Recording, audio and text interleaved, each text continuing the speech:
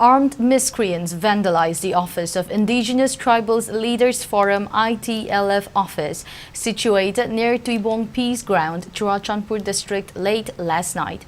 Sources say the incident occurred after midnight around 12:15 p.m.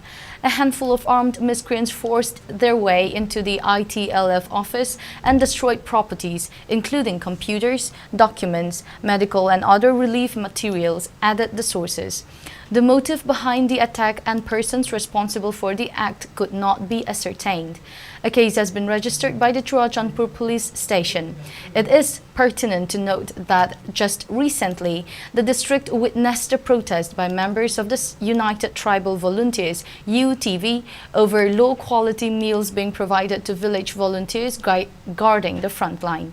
Frontline volunteers took to the streets after abandoning their sentry posts and enforced road blockade. Later, it was resolved after representatives of UTV had a meeting with Itlf Kuki Imphal leaders.